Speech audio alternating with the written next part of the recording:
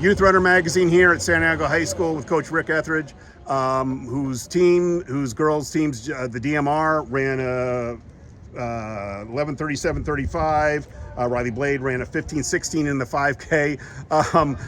Did any of that surprise you, or is that about what you expected from them on an Nike indoor meet where a lot of everyone else they're in indoor season and you're just kind of in the beginning of your outdoor season? Right. Well, the training doesn't lie. That's the one thing I love about running track and field, cross country. Generally, if you can do the workouts, if you can put in the work and the training, then you should be able to, at some point, make those performances happen in a race.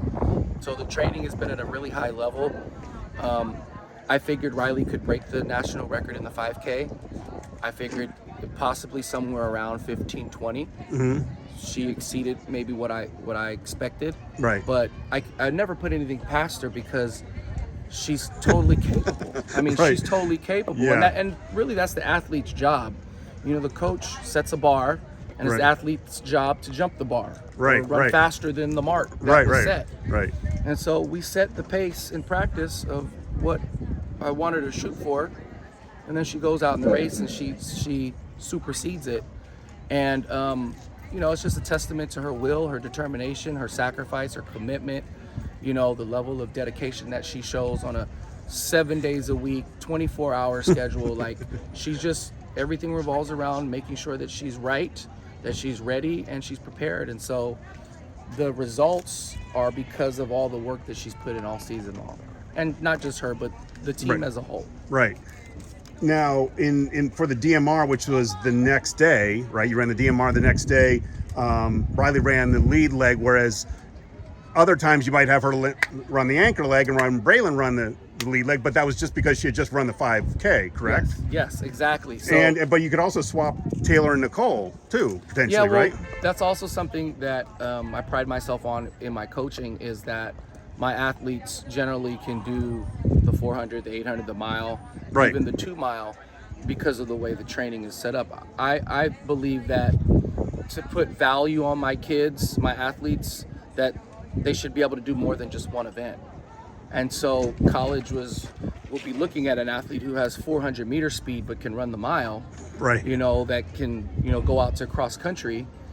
So, you know, for me, it's important that my athletes have speed and endurance, right. And that they can do both ends. They can run a 400, they can run a mile, they can run a 2 mile, they can run cross country at a very high level. And so it's just a matter of, you know, how you set the training up and what your overall, you know, function is as a coach and what you want to get out of your athletes. So I expect my milers to have 400 meter speed. That sets us apart from some of the athletes that we might be competing against. When you got girls like Braelyn who can run a 57 or a 56 in a 400, and she's going against the girl that may run the 2 mile, right? Right. It comes down to a kick.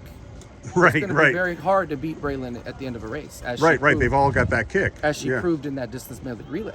Right, because she was behind. I think it was in the final lap. I think she was with about 3 laps to go. She was in 3rd place. Right. And with a little more than a lap to go, she took the lead and she didn't look back. Right. And she accelerated and she did what I expected that she would do. I figured I was waiting to see if she was when she would take it, but I was fully confident that when she made the decision that it was gonna be hard for anybody to catch her.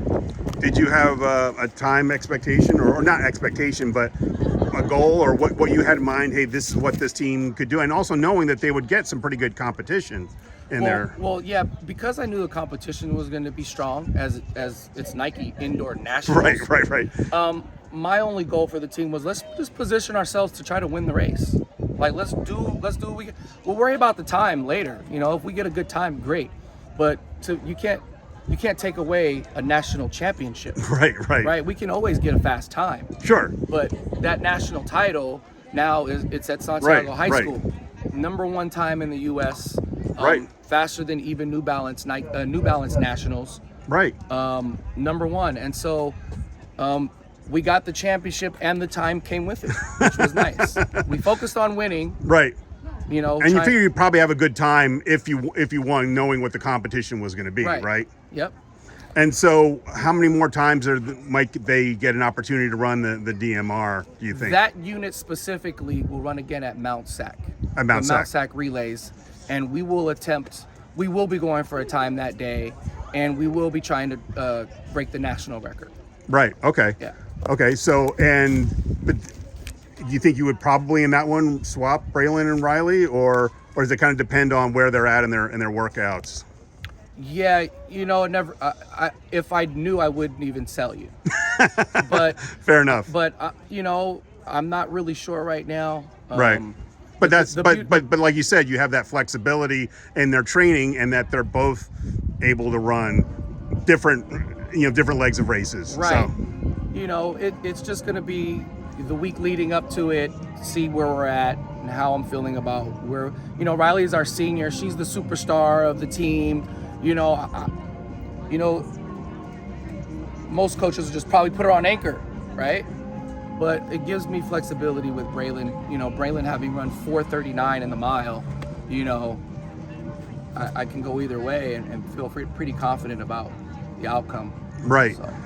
So how does these results for Rylee and then for the DMR, how does that set them up for the rest of this outdoor season? And looking forward to a very successful season, but how does that kind of early success, it kind of shows they're probably ahead of a lot of other, teams. Obviously, California they don't usually do that well. Teams do that well in the indoors because there's no indoor season here. So what does that say about where they're at and what potentially they could achieve this year, even not just in the DMR, but also in their own individual races and perhaps other relays like the 4x8 and so on? Yeah, I'm really excited about this season. That just gave me a glimpse into what I felt was possible. And, I prepped them so that they could be ready to run that, but I didn't really mess the training up, so to speak, so that it won't affect us negatively at the end of our outdoor season. That's the main goal. Right. So we went there with the expectation that we're going to run good, but the ultimate goal is to run our best at state and, hopefully Nike Nationals outdoors as well. So, it just made me understand fully that we're on the right path. The training is going well. They're healthy. They're feeling good. And I can expect great things from them. The 10 is going to be an exciting meet. That's going to be the next time these girls will race. The 10 at J. Sarah High School on March 29th. Rylee will be attempting to go after the national record in the 2 mile. Okay. Thank you, Coach. I appreciate the time. Good luck this season. Thank you very much.